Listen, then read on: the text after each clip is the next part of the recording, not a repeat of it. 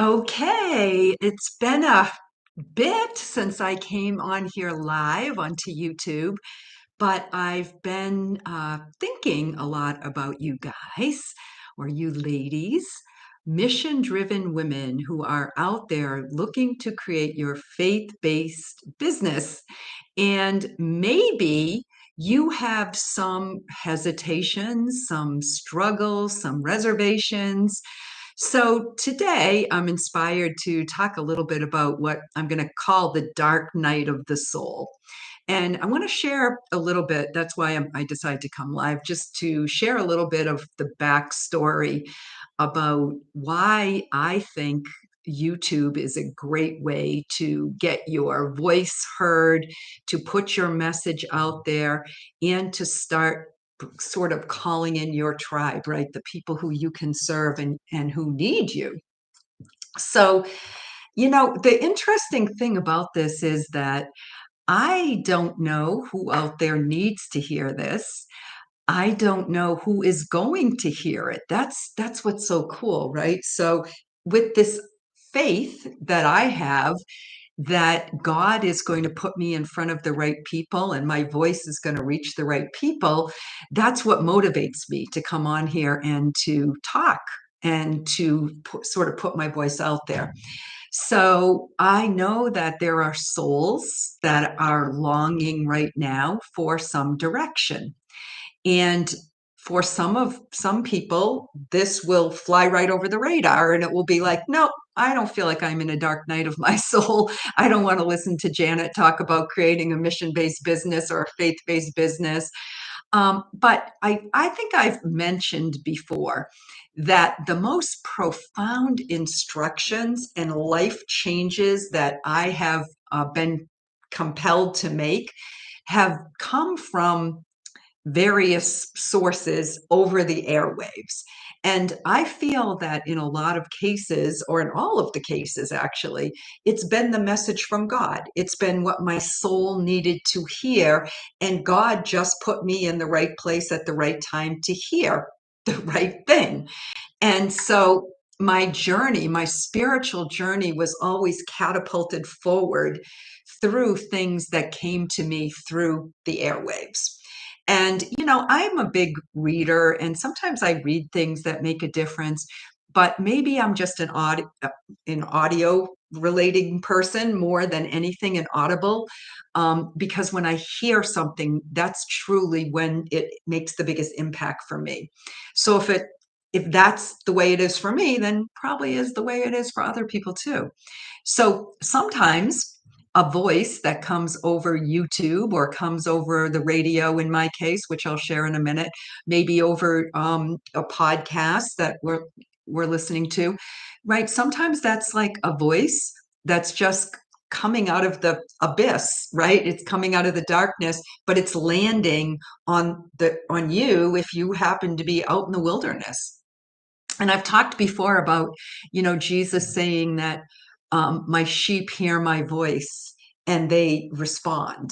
And so I'm just going to assume that Jesus is the one who is speaking through me, and maybe this will be influential for some of you or impactful. So, every time that I got an invitation to shift direction or to move into a new environment or to get a new teacher or a new mentor, it seems to have been through something that just came out of the darkness, right? Out of a voice out of the blue. So today I want to share four different quick experiences with you. And these were really what I consider to be sort of miracles, right, that happened. And I'm not going to go into all kinds of great detail about those situations, but I want to just impress upon you how important it is to make your voice heard and to get on a platform and to start speaking, because there is somebody out there probably who's going to want to hear from you. So the first experience is happened about 15 years ago. I had been an entrepreneur already for about 5 years, and I had a pretty successful little business going. It was called Integrated Communications, and it was a B2B sales agency, business to business. And so I was working sort of representing telecommunications corporations as their independent sales agent, and I was finding solutions for businesses that needed some kind of a data, or internet, or telecom related communications solution. And so it was pretty thriving. It was doing well. And I liked it because I was getting monthly recurring income. And so I had a business that was generating somewhere in the six-figure range, which was pretty nice. And I wasn't working full time, right? I was creating my own hours. Now, at that point in my life, my four sons were all grown and they were off building their own lives. My husband was just about to retire from Verizon after 30 years, and he was taking an early retirement. He was only in his 50s. And we were living at Cape Cod, which was one of my dreams, was to have a home on Cape Cod. And the other thing we were doing is a fair amount of traveling when we wanted to. So we would spend some winter time months down in Florida where one of my sons was, and we had a new grandchild down there. So it was all really exciting. However, even though I could work from wherever I wanted and whenever I wanted, I felt like I had reached all my goals, right? And that was a really good place to be in a lot of ways. But there was something that was making me feel like I wasn't particularly content. I wasn't really happy. And I couldn't really put my finger on it. And, one of the things I was doing at that time was drinking a lot of wine. And that sort of be my go-to thing, like my little reward after my work day or in the evening after, we did some traveling or whatever we were doing. And, maybe I was numbing myself out. I don't know. But I do feel that it was kind of a dark time for me, in the sense of my soul, right? I was seeming like I had a vibrant life, but I really didn't feel vibrant. So one day I'm driving along to a sales appointment, going to meet with somebody for another business appointment. And I heard this voice over the radio advertising a hypnosis program. Now, I knew nothing about hypnosis, but anyway, called Positive Changes. And the thing that struck me was the two words, positive changes, right? All of a sudden I was like, yo, wait, I need that. Right. And so I decided to enroll in the program. So I heard about it just coming through a radio advertising. And it was something that literally shifted the entire trajectory of my life. So I joined this program where I would go for these, I don't know, weekly sessions for hypnosis. And it ended up that I lost some weight. I stopped drinking. I made a decision to go to AA, get involved in a 12-step program, which totally opened me up to a whole new relationship with God because there was all this, talk about the higher power. And it introduced me to this whole metaphysical side of things. So I was introduced to Emmett Fox, who is a metaphysical teacher, and he wrote the book, The Sermon on the Mount, which was amazing to me. And I still follow Emmett Fox. He's written a lot of different publications that are very, very enlightening. And he's also written something called The Designs for Living, which is an interpretation of the Bible from a metaphysical point of view. So, how the stories in the Bible actually relate to us, are the parts of us as individuals. And it's profound. I love it, and it really helps me a lot. But back then, I was just starting on this journey.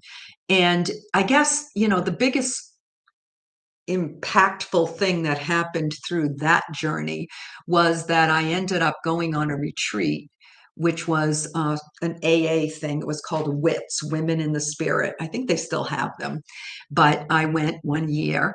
And during a meditation, I got a very loud voice in my head from God saying, "Come back to Jesus." And that was really the catalyst for bringing me back to um, really pursuing more Christian faith, not just spirituality and connection with God. And it also, during that message, God also handed me a Bible. and in my mind. And it was like, read this and learn it. And that was a tall order for me as a recovering Catholic, who was pretty disillusioned with the whole institution of the church. And, here was the thing, like, I had been through all the Catholic schooling in my younger years, and I didn't know how to read the Bible. I mean, we learned catechism. We learned how to hear sermons and individual little passages from scripture, but we never really read the Bible or studied the Bible. So I didn't know how I was going to understand that. And so I came out of that retreat feeling like I really needed to search for the next thing. And I didn't know really what it was, but I knew AA wasn't going to give it to me because although it was spiritual, it wasn't Christian really. So fast forward a few weeks, and I'm driving along again in my car. And this time I'm listening to my favorite political talk radio show. And lo and behold, it's a Sunday. So my usual people that I listen to weren't on Sunday. And it was a syndicated show that was running. And it was in the slot that was supposed to be a health related, but it turned out that it was spiritual health. So this interview was with a spiritual woman who was a ordained priest in a mystical Christian order. And she was talking about the fact that she had been she grew up as a Baptist, and her parents were missionaries, and she lived all over the place with them because they were always going to do missionary work, and she was indoctrinated with Christianity, and she was rebellious against it. And so she had gone on all these other paths, and she had gone down the path of Sufism and Buddhism, and she had lived in a yoga ashram, and she had done all the spiritual new agey kind of things. But she came up with this declaration where she said, but all the roads led back to Jesus. And that was like another one of those bingo moments in my head where all of a sudden it was like, what? All the roads lead back to Jesus. Didn't I just have hear this voice from God saying, come back to Jesus? So that totally got my attention. And so I really tuned into what was she saying. So it turned out that she called herself Mother Claire, and she was, a priest, and she was talking about the fact that they had these centers of light, and I could go to the center of light, and they would actually you would be assigned a teacher, and you would take these Bible study classes, and they would teach you in these classes how to interpret and understand the Bible. And they would also teach you, about the tree of life and all of that. And you would have your own personal spiritual guide through this process and teacher. So, oh my God, like that was like a miracle because that was exactly what I was in search of. And so a week later, I was attending the classes, and it was a whole new spiritual path for me. And I loved it.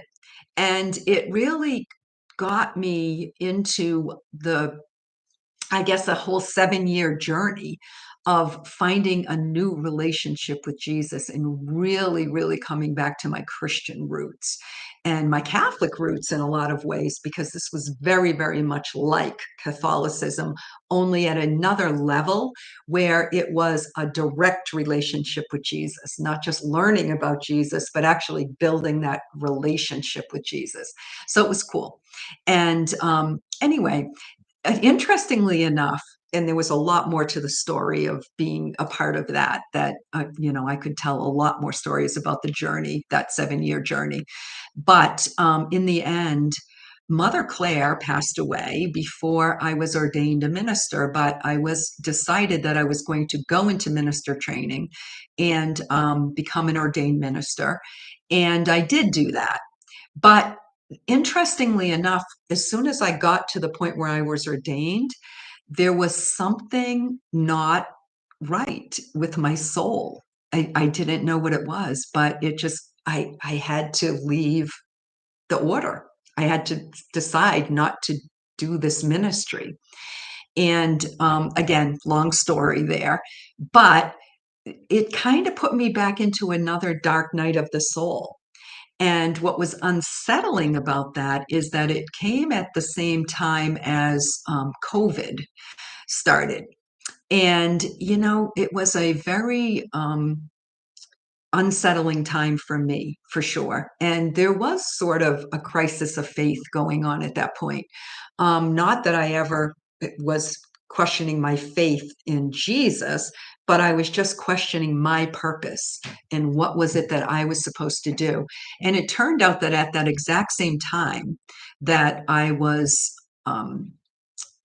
deciding to leave the order and not fulfill my ministry there, that I also was deciding that after those 8 years of being a high ticket coach, probably more than that, I probably had been like in the coaching business now for about 15, that I really wanted to move away from that as well. So that wasn't fulfilling my purpose anymore either. So it was kind of like everything came to a crashing halt for me at that point, which was interesting because there was a lot of time for reflection during COVID, and it brought out a lot more creativity in me and some new ideas and some new things happened. But anyway, that brings me to the third thing that happened. And it was really an unlikely situation that came about. But it came through an online influencer who I was listening to, who had been on YouTube. And that was where I discovered him and what I was following him. But then he kept getting kicked off of YouTube because of the content of the things he was talking about. Another great story that I could share at some point. But anyway, I still was following him. And I think we were on Telegram or one of those by that point. But he was talking about the fact that there was simple way to uh, a simple way to serve others and to spread the mission of making sure that we were supporting companies and businesses that were in alignment with our own values. And so, because of my past life in corporate and some of the things that I discovered in the corporate world, I am very conscientious about the companies that I choose to support. And so, he was talking about this idea that we could switch where we spent our money, and it was an entrepreneurial opportunity for sort of promoting the American dream and helping not just myself to make money, but helping other people to make money. And so it was a really different experience for me to say yes to that, but I did say yes to it because my soul kind of leapt for joy when I heard it. And it was like, yeah, I'll give this a shot. So again, something that came out of the blue over the airwaves that made my soul wake up and say yes. And so it totally shifted my view of what it meant to be in business, and in a shift from merely making a living to actually being mission driven and making an impact. And of course, still making a living as well. We all need the livelihood. And that was the catalyst for how the Women's Impact Network was created. And finally, and I'm sure it's not going to be the last time, but the final uh, one that I want to share with you today happened just a few short months ago. And I was out taking a walk, and I was listening to one of the influencers that I follow on YouTube, because a lot of times when I take my walk, I've got the headphones in and I'm listening to something. And for whatever reason, it popped up in my feed. It was a Catholic priest, and I wouldn't have listened to it except that the title was intriguing to me. And I don't even remember what the title was, to be honest with you, but it intrigued me. And I saw that it was like a really short, 15-minute talk. And I was like, well, I'll see what this guy has to say. And oh my God, again, this guy, his name is Father Mike, and I should share his link for many of you because he is fantastic. There's a couple of Father Mikes out there, and they're both fantastic. And they have different last names, of course, but I'm going to have to share that with you afterward. But anyway, the point is that in this one 15-minute sermon, he had, like, I literally let go of all my resentments that I had felt about the men of the Catholic Church and the institution of the Catholic Church, and that I had built up over years. And it made me realize that I could go back to receiving the sacraments. I could go back to receiving the Eucharist. I could go back to having this church-based relationship with Jesus. And it wasn't going to be, they weren't going to get in the way. Like, the institution was just not going to be in the way. It was just a place that I could go and connect. And it opened up a whole new level of peace and prosperity and purpose in my life right now. And the spiritual journey, like, that I'm on right now, is my greatest joy. It is my greatest joy. And so I just wanted to share that with you. Jesus is guiding me right now. And some days I get up and I feel like, all right, I have no idea what I should really do today. I always have a list. And, I'm a business person. I always have some to-dos on my list. But very often I get up and I just say, what do you want me to do, Jesus? Like, what's up with us today? What message do you want me to hear? And interestingly enough, I feel like I am walking this spiritual path with Jesus right now. And am being guided to serve other mission driven women and to help them in business, because that is what God has given me as strengths and talents and, life experience. So that's what I have as a gift to give. And so I can do it now freely. I don't have to charge high ticket like I used to. I can serve women, I can mentor women, and I'm loving it. So, why am I out here right now? Well, I'm here because this platform is an opportunity for me to put something out there that I have no idea who's going to hear this and who needs to hear it. So, if this is something that is speaking to your soul right now, and you feel like, oh, I'd like to start a platform. I have things I would like to share. I have people that need to hear what I have to say. Come and, like, let's work together. So we have a way to help you to fund that mission, to create the money that you need without having to focus on charging for your services, and be able to give your gifts freely. And also, this is a free platform, and you can come on here and I'll share with you a little bit about how, some of us are using this platform of YouTube to get our mission and message out into the world. So that's it. I just want to share a little love, want to send you all best happy wishes. Today's a Monday, so we love to start the week with some positivity. And I hope that the peace of Jesus will be with you this week. And if you check the descriptions, you'll find the links to connect with me, and always reach out. If you do comment here, I will reply. So thank you so much for being here, and love to you, and have a wonderful rest of your week. Bye for now. I will be back.